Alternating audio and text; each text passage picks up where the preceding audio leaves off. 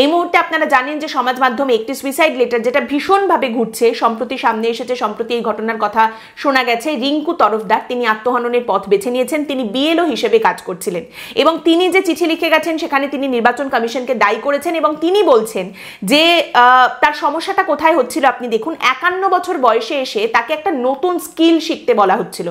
এবার একজন মানুষ 50 বছর বা 51 বছর বয়সে গিয়ে তাকে যদি আপনি নতুন কিছু শিখতে বলেন, প্রথমত সেটা শেখাটা যথেষ্ট কঠিন, দ্বিতীয়ত তাকে বলা হচ্ছে আপনাকে জিনিসটা এতটাই ভালো করে শিখতে হবে যে এখানে আপনি কোনো রকম ভুল তো করতে পারবেনই না, আর কোনো রকম ভুল হলে আপনার জীবন জীবিকা সমস্ত কিছুর ওপরে খাড়ার ঘা নেমে আসবে। যে চিঠিটা তিনি লিখে দিয়ে গেছেন সেখানে পরিষ্কার রিঙ্কু দেবী যে কথাটা বলছেন তার সমস্যার জায়গাটা সেটা হচ্ছে অনলাইনে সমস্যা। তাকে যে ডিজিটালি আপলোড করতে হবে, ডিজিটাইজ করতে হবে, সেইখানে তার সমস্যা হচ্ছিল।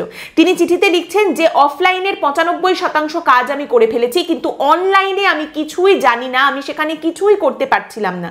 এ সম্পর্কে সুপারভাইজারকে বারবার জানালেও কোনো সুরাহা হয়নি। অনলাইনে তিনি কিছুই করতে পারছিলেন না কারণ তিনি এ সম্পর্কে কিছু জানতেনই না। এবং তার স্বামীও এই কথাটা বলছেন যে অফলাইনের কাজ কিন্তু অনেকটাই করে ফেলেছিল, সঠিকভাবে সমস্ত কাজ করছিল, কিন্তু অনলাইনে এই যে ডিজিটালি সবকিছু আপলোড করতে হবে, ডিজিটাইজ করতে হবে, এইটা ও করতে পারছিল না।